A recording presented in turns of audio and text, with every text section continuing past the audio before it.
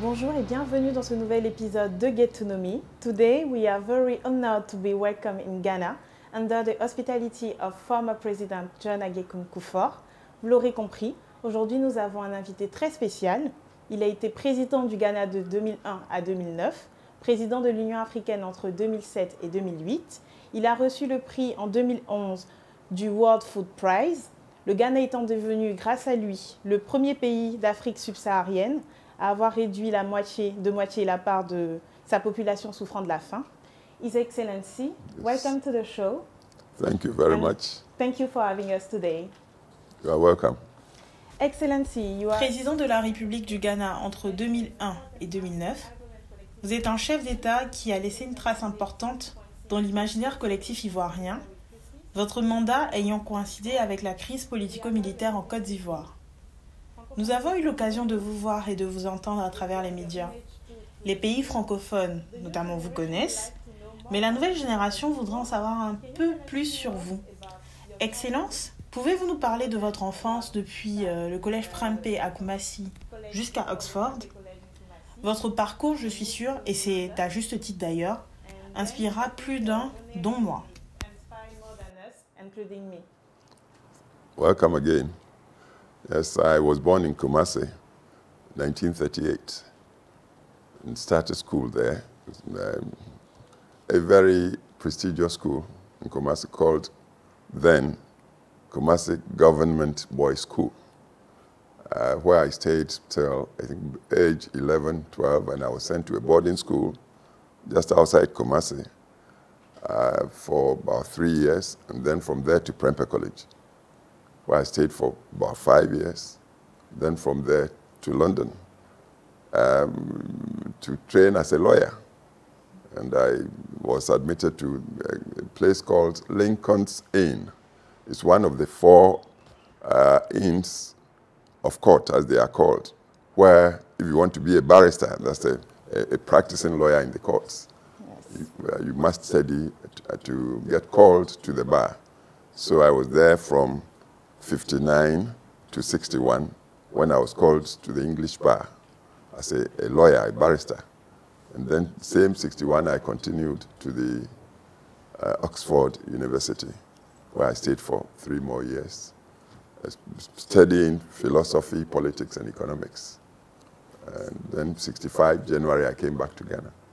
Donc vous avez fait le choix de revenir au Ghana, où nous savons que vous descendez de la famille royale Oyoko, le 7e d'une famille de 10 enfants, avec une mère qui était très impliquée en politique et qui notamment a commencé le mouvement Ashanti, plus tard appelé le mouvement de libération nationale, ensuite le UPP et le NPP, parti de l'actuel président Nana Akufo-Addo. Ce mouvement a commencé chez vous, dans la maison familiale. Comment vous l'avez vécu et quel impact cela a pu avoir sur votre choix de carrière? 1954 was when the National Liberation Movement was formed. It had its offices, the regional offices in Ashanti, in my mother's house. That time I was in secondary school, but because the headquarters was there in my family home, I was fortunate and privileged to meet the leaders like the late Professor Kofi and all the others, Mr. William Ofreata. I saw Dr. J.B. Dankwa, the doyen of Ghana's politics. But I didn't get to connect him, talk with him, but I saw him. Then people like the late Mr. Victor Usu, Mr. Joe Apia, Mr. Amponsa. I met all of these people. In that age, when I was very impressionable, a young secondary school boy with all these people streaming in and out of my home. And of course, the whole of Ashanti too was involved in the National Liberation Movement. It became the main opposition to late President Nkrumah. At that time, he was Prime Minister of Gold Coast. It was before independence. Yes. And independence was attained by our country in 1957. I was still in secondary school. 58, I finished my education at Prempeh, then left to Britain to train as a lawyer. And lawyers naturally tend to take to politics. So from my formative age, it was natural for you to move into politics. I was always thinking and talking politics. Et vous demeurez un brillant politicien du continent. Président à 2 reprises, auparavant élu député, puis ministre adjoint des Affaires étrangères, représentant la délégation du Ghana aux Nations Unies, directeur de la ville de Kumasi, la 2e plus grande ville du Ghana. Quel a été l'élément déclencheur qui vous a vraiment fait commencer la politique? I was born into politics, not party politics, but politics, because my family, I told you my father also took part in sort of grooming me or nurturing me into power management, because the 3 sides of my family, my father was the head of the Oyuko clan, the chieftain in Kumasi. The Oyuko clan is the same clan that Otumfuo Asantehene belongs to. Okay. And my father was the head of that clan in Kumasi, a chief. And my mother was the queen mother of a princely stew, Prince to Asantehene. And then my brother-in-law was the king of Asante himself. So that's when I was born. And I grew up moving about these 3 points. My father's house, my mother's, then my brother-in-law's palace. And these people were then, before independence, they were the governors. So the, in a way, practiced traditional politics and administered justice traditionally. In fact, the British colonialists had a policy called indirect rule. They used the chiefs to administer their policies on the people of Ghana. My father's house had a court called the Native Authority Court. My mother's house had also a court, Native Authority Court. And then my brother-in-law had the supreme government of the whole of Asante then. When a child is born into this triangle, where power was managed, people kept coming in and going out. And naturally, if the child was normal, it would grow up being aware of power and its management. That's the beginning of politics for me. And then through school, I found that the subjects that really attracted me all sort of verged on politics, history, classics, Latin, geography. These were the things. And I loved them. I grew into them, then continued to study law, where getting to know the constitution of, say, the Britain. I knew the constitution of Asante even as I grew into it. And then, after my law qualification, going to Oxford to also continue with studies in philosophy, politics, economics. It rounded me. At the time I came back to Ghana, 65, and 2-3 years later I became the city manager or town clerk, as the British call it, of Kumasi, the second city of Ghana, with working staff of about 4,000 people. Oh, that's great. So that's where I also got my hands on administration. So time I entered politics actively, 69, I was elected to parliament. I had all these experiences under my belt, as they say in English. So that's the way I got into politics. Quelle histoire inspirante. Yes. Excellence, est-ce que vous avez des faits qui vous ont marqué durant votre carrière politique et que vous souhaitez partager avec nous? When you become president of a nation for 8 years, naturally you'd have many experiences across the board of governance. So I became president 2001 to 2009 January. 2 terms as the Constitution of Ghana allows. And it's not only domestic, because I was also exposed at very early age. Time I became Member of Parliament, 1969, I was 30 years old. The same year, the Prime Minister, that time, Professor Buzia, made me the Deputy Foreign Minister of Ghana, which enabled me to attend the United Nations General Assembly, the Organization of African Unity Summits in Addis Ababa, non-aligned movements, all over the place, seeing world leaders and getting opportunity to interact with some of them. That's great. Qu'avez-vous ressenti la première fois que vous avez été élu? Oh, naturally happy, because my constituency is around Kumasi, my hometown, and I had traveled, worked to get to know my constituents, the people, and it was hard work, working morning, afternoon, night. Sometimes you had to sleep in the constituency, not your home, outside. Hard work. So when eventually I got elected, 69, at the age of 30, I was elated. I don't know, young man being elected to represent your people in the national parliament. I was very happy, felt privileged and honored.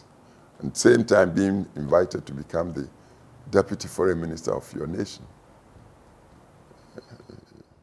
Permettez-moi une citation française qui dit « La valeur n'attend point le nombre des années ».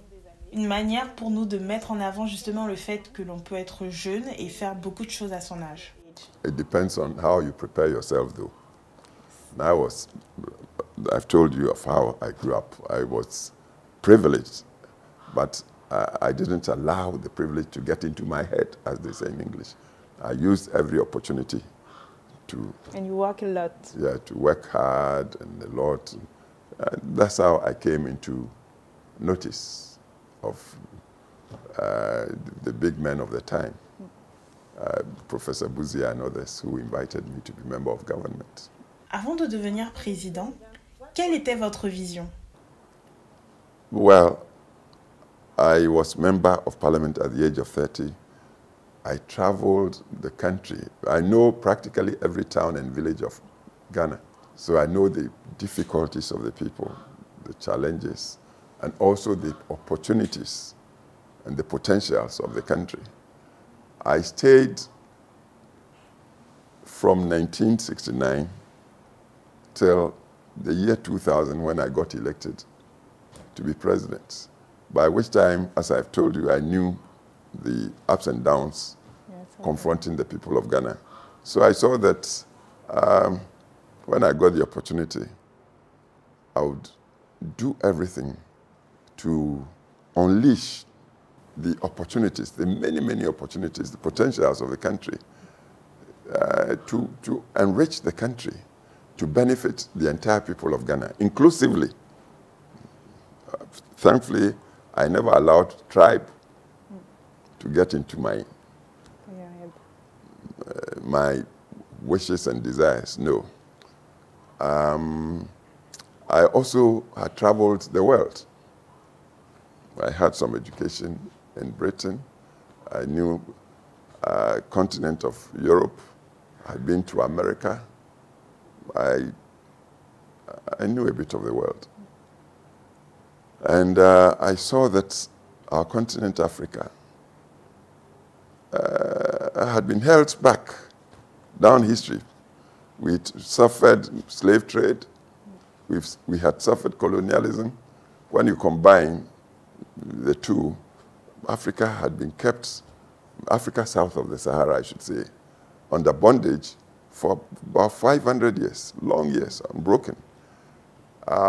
So with all my experiences, I couldn't accept and admit that Africa should be so disadvantaged. And my wish was that when I got a chance to be president of Ghana, I would not only create wealth, grow wealth, so we could do the social interventions like sound education, healthcare, infrastructure, to open up the country and to tap into the natural resources which were abundant for Ghana. Not only that, but also to use international relations, diplomacy, both on the continent of Africa and outside the continent, so Africa would truly rise into a dignified position within the Community of Nations of the world. So these were the visions that I came to power with. To our point of view, you have done... De notre point de vue, vous en avez fait beaucoup en tant que président. Mais de votre point de vue, pensez-vous avoir été pleinement en mesure de réaliser votre vision? Your vision. I do not know of any man in history who succeeded in achieving all the visions and ambitions and wishes. And I don't know of any single man who achieved that. But on balance, I would say, yes, the manifesto with which I came to power as president, we worked on, and on hindsight and listening around, I would say it seems the people of Ghana at least appreciate that Kufuor did his best as president of Ghana within the very limited period of 8 years. Kufuor did well for the nation. C'est ce qui vous a valu le surnom Gentle Giant? Oh, as for that, as Ghanaians do? Well, they call me that, I believe, in affection. Yes. They affectionately call me Gentle Giant. One, because physically. Yes, you are tall. And they also say I tend to be mild, because with my bulk, I could be a bit of a bully, but I was never a bully. And so that's why I believe this giant is a gentle one, gentle giant. So we know that you have carried many actions in favor. Excellence, vous avez mené de nombreuses actions en faveur de la réconciliation au Ghana et dans de nombreux autres pays, dont la Côte d'Ivoire. Nous avons parlé du fait que vous avez été médiateur dans la crise ivoirienne. Pensez-vous que votre rôle ait eu un impact positif? I want to believe so, yes. You keep on referring to Côte d'Ivoire. I always saw Côte d'Ivoire as a twin nation to Ghana, Ghana and Côte d'Ivoire. But for the colonial divide, we could have been one country, because the common border from the coast to the northernmost part of the two countries divides same tribes from Nzima, Anyi, Saint-Louis, Bono, the Lobis, all the way to the north. You see the same tribe, one side in Ghana, the other in Ivory Coast. And so I always felt that the two countries together could be the heartland of West Africa. We talk of ECOWAS. If Côte d'Ivoire and Ghana would agree to be one with vision and commitment to unite the peoples and govern harmoniously for prosperity for the people generally, I tell you, I believe it would be the heartland of the entire West African area. So when I got the chance, and our neighbor country, I think that time the soldiers had taken over. And it was just about that time too that the late General Gay went to the post. He was trying to convert himself from being a military dictator to a civilian. Went to the polls against President Gbagbo. The people rallied around Gbagbo, and that's how Gay was removed from power.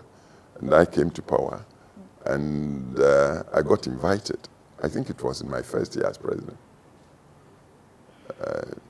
So I saw everything, and they allowed me an opportunity to contribute to the efforts to reconcile sister country Côte d'Ivoire. And you have done a lot. Well, I got to know all the leaders, President Bédié, President Ouattara, Prime Minister, my friend, former Prime Minister of Côte d'Ivoire, and then Duncan Kablan, and some of the big names. I met all of them. So, 10 later. 10 ans après la fin de votre médiation, comment jugez-vous l'évolution de ce pays frère qui est la Côte d'Ivoire? Well, Côte d'Ivoire is a great country. It was like the nucleus of the Francophone West Africa, economically and with very good policies, socially. Late President Kufuor.By, for instance, I count as a mentor of mine. I'm always so impressed with the way he unified Côte d'Ivoire and then adopted policies and implemented policies that diversified agriculture, and laid the infrastructure, and grew the economy. So that I know that within his time, whatever government took office in even France, the president would come first to Côte d'Ivoire to consult with Kufuor.By before he would go back to govern France, which was a colonial power. So it showed the wisdom of that great man, and I thought he was one of the greatest leaders our continent had seen. So I appreciated him very much. And down history, unfortunately, as I said, there was military intervention. Now that is past in history. And my prayer for Côte d'Ivoire is that the current leadership would try to emulate the great Kufuor.By, to hold the country together and make Côte d'Ivoire always #1 in their ambitions and aspirations. Hold the country together, same country, same people, with a lot of prospect for wealth generation, to hold not only the Francophone West Africa together, but all of West Africa. We talk ECOWAS. And so this is my wish for Côte d'Ivoire. Merci beaucoup pour vos vœux à notre pays. Excellence, nous avons parlé des pays francophones. Et à ce propos, le Ghana est membre du Commonwealth, ce qu'on comprend bien concernant l'histoire du pays. Néanmoins, on sait que vous avez été très impliqué dans l'adhésion du Ghana à l'Organisation internationale de la francophonie. Le Ghana n'est pas un pays francophone. Permettez-moi donc de vous demander quels étaient les objectifs derrière cette adhésion. I got invited, as I told you, within my first year, because of the troubles in Côte d'Ivoire. I got invited. Then President Chirac of France, I think he staged the Marcoussis talks in Paris. I thought it was going to be just an affair for our brothers in Côte d'Ivoire, of course, under the aegis of France. But I was in Ghana when an invitation came from President Chirac that I should come to Paris to help with the talks. And in fact, they sent a military plane just to pick me on very short notice to go and take part in the talks. So I was involved in the Marcoussis. From then on, whatever was happening among the Francophonie in West Africa, they invited me along to take part. And then I became like friends with President Chirac. After him, President Sarkozy continued the friendship. And of course, our brothers, Babo, Ouattara, Bédié, they all remained friendly with me. And it's not only Côte d'Ivoire. Togo the same. President Yadema was fine with me. President Faure is fine. Then we go to Benin. Same there. Niger, Burkina, Mali. They all related very closely with me. And I would say that the Anglophones also treated me like that. That's how, within my second year as president, they made me the chair of ECOWAS. Yes. I was made chair in ECOWAS, of ECOWAS in Senegal, Dakar. Both Francophones, Anglophones, they thought. Kufuor. I didn't contest. They invited me to take the chair. Yes. Donc finalement, ce fut une grande invitation qui a été très productive, on le comprend. Excellence, 2020 est une année d'élections au Ghana et dans beaucoup d'autres pays en Afrique, y compris la Côte d'Ivoire. L'enjeu est moindre au Ghana, en comparaison avec d'autres pays bien sûr. Nous reconnaissons la démocratie ghanéenne comme un exemple en Afrique. Justement, pour vous qui avez été président du Ghana, pouvez-vous nous donner le secret de la démocratie ghanéenne, de ce succès-là? Well, I would say the secret is in the people of Ghana. The people here, we've got tribes, all right, and we've got different religions, and yet the people live together so well. You see the national chief imam of the Muslims going to tea with the Catholic cardinal comfortably. And in all events, all the religions and all the tribes, they come together, they coexist very happily. So I believe that's the secret. And then they put, and this is across the board in Ghana, all the tribes, all the religions, they put human dignity top center of activities. And this is captured in the Constitution of Ghana, which talks of the sovereignty of the citizens. So,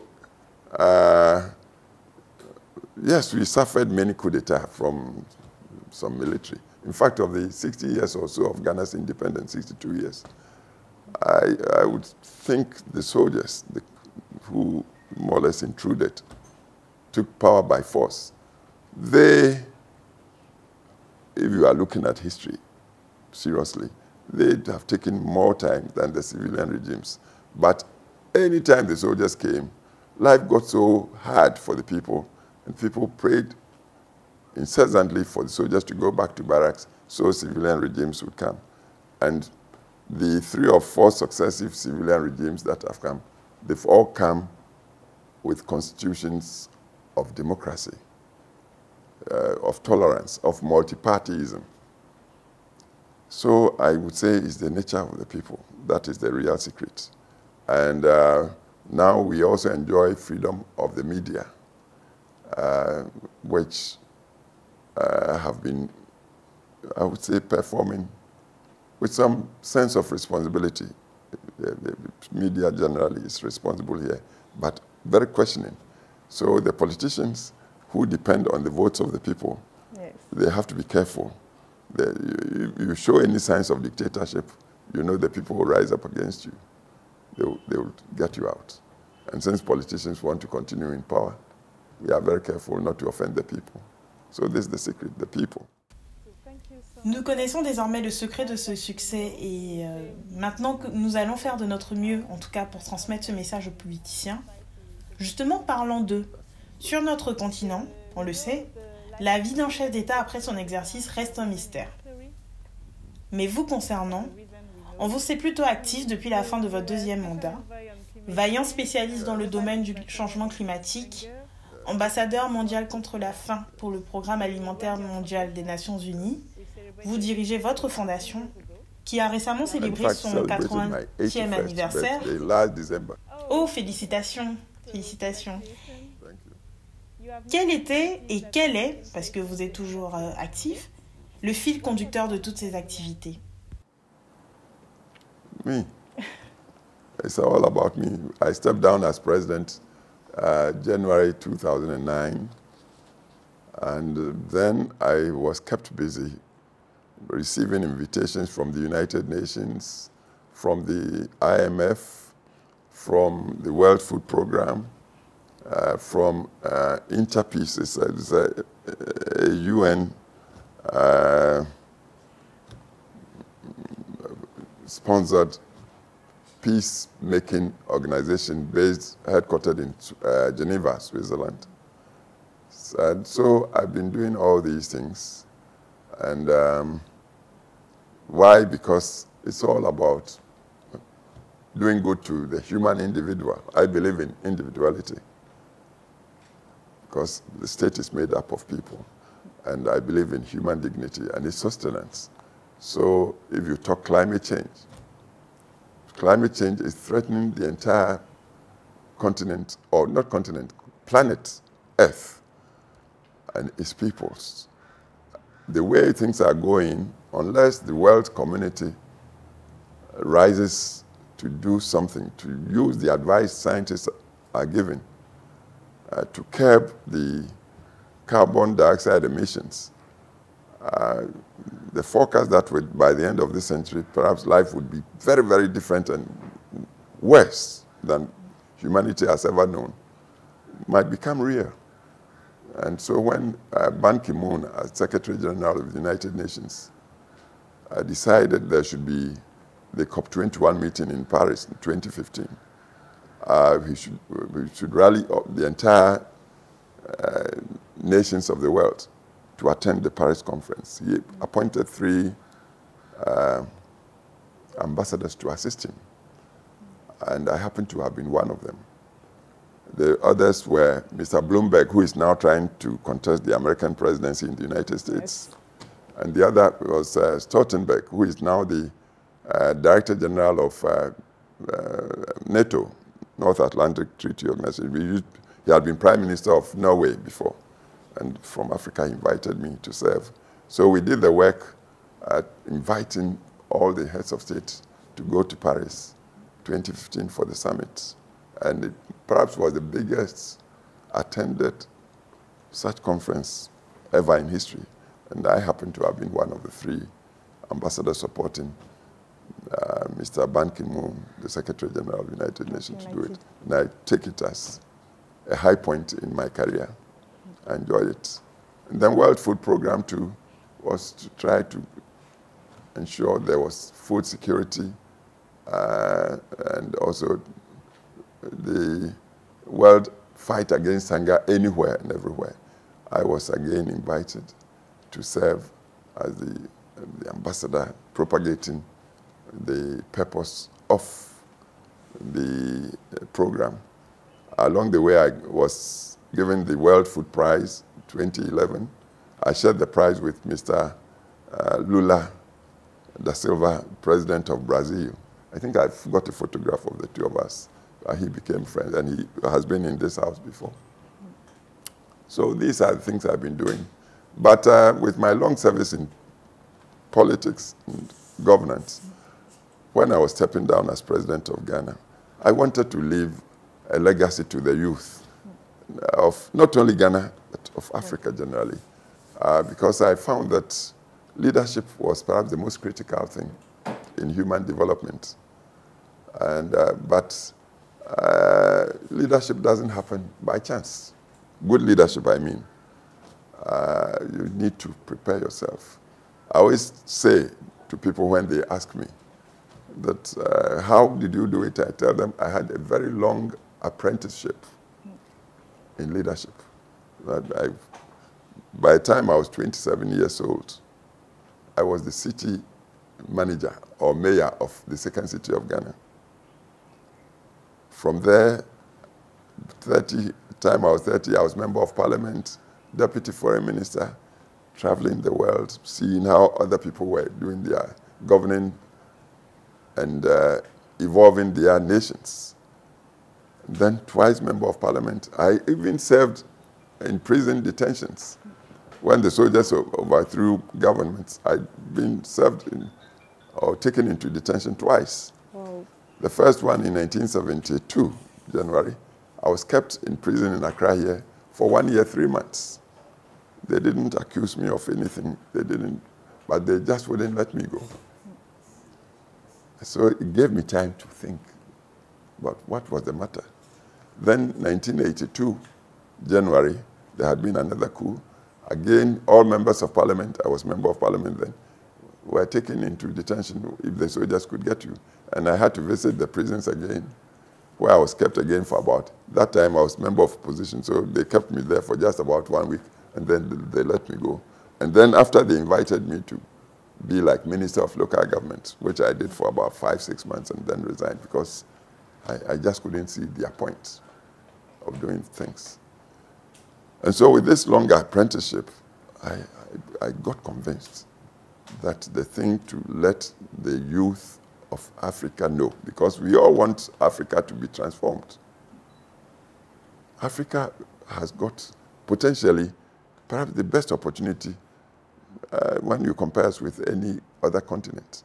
We've got natural resources, we've got land, we've got great water courses, we've got some very good people too. And yet, everybody thinks Africa is still languishing in poverty, diseases, ignorance, and all the wrong things. If we're going to get out of all these negative things and to make the African as an individual stand shoulder to shoulder with other races around the world, then I say it's leadership. A leadership that would serve as a servant and selflessly to give quality education, education that would make the citizenry generally see the forces changing the world for the better. Education. Leadership that would give this. A leadership that would open up Africa in terms of transportation, whether it's air, sea, or land. We must link up. I'm happy recently the governments of Africa have agreed on the Continental Free Trade Authority so that there will be free trade among us. We hardly trade among ourselves. Our youth hardly know each other. The West African does not know the East African. The South African does not know the other parts. It's high time Africa got to know itself, and with all our wealth. And it's high time we got leadership that understood the forces shaping the world. We talk of globalization. Yes. In which place is Africa? In the global drive. Yeah, always in the fringes. Africa must be in the mainstream. But for us to get there, we need the leadership that would appreciate the forces and would be able to marshal the East forces well, to negotiate well with all the partners that are coming in. Now, go anywhere in Africa, you see people coming from all the other continents. They are coming not because they love us so much. They are coming for what they see here. The mineral wealth, Africa has them in abundance. Good lands, Africa has. Then people, Africa's population is growing so fast. It's estimated that by 2050 or so, the population of Africa will top over 2 billion, meaning it will be a great market. We are big market already, but the prospects of becoming even bigger are there for the world to see. If that's the case, then Africa must wake up, is waking up, but must wake up even faster so that we negotiate with the partners that would come. So the benefits would be shared fairly with the dignity of Africa respected by all the world. So this is, and my foundation is there. We talk of leadership, we talk of governance, because the prosperity we need, and everybody wants development, prosperity. I'm telling the youth, give yourselves good leaders, and then give yourselves good governance. Good governance should mean inclusive governance. Tribalism shouldn't be central at all. Religion shouldn't be central at all. Religion, tribe, everything should be there to benefit the human individual. Huh? So this is what my foundation is about. And we are picking young students from the tertiary institutions, universities. Right now we have about 80 scholars. When we pick them, second year university, immediately we rush them to remote parts of Ghana to see that life there is not like the life on the university campus. There you see people not having good water to drink, not having good roads, there's poverty, there's disease. So these young people, privileged I call them, on the campuses, I want them to go and see. So if they are normal people, the students so picked, they would come back after staying in the villages for 2-3 weeks with the villagers. They come back to campus and they would be changed. Intellectually, spiritually, everything. And then they would be prepared to serve, to lift the community as a whole up. That's where the transformation would come.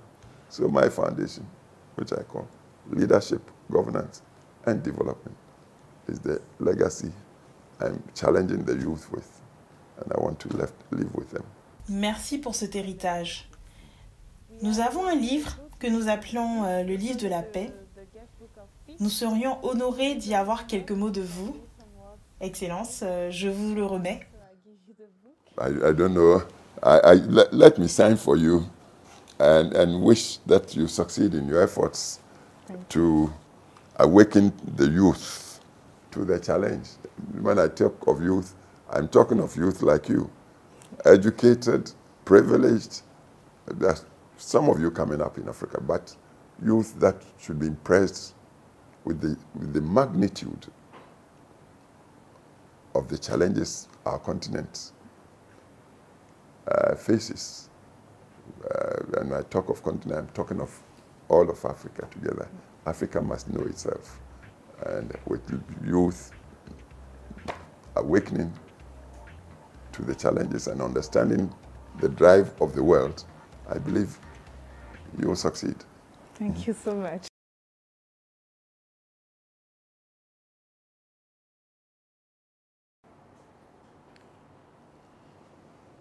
I'm proud of the bright youth of Africa who are giving themselves the necessary education and experiences which should help transform our great continent to take a mainstream position in the globalization process. Peace sustained must be central in these efforts, and human dignity must always be upheld. Kufuor. Thank you, His Excellency.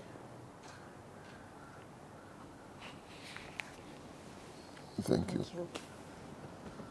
Thank you again for having us today and for your time.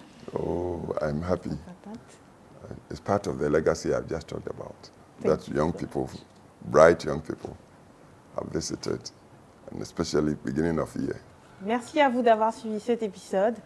Faut toujours garder en tête la paix, toujours la paix et la dignité humaine dans tout ce que nous faisons. Nous vous disons à bientôt sur nos différents réseaux. Get to know me sur Facebook, YouTube, Twitter et Instagram.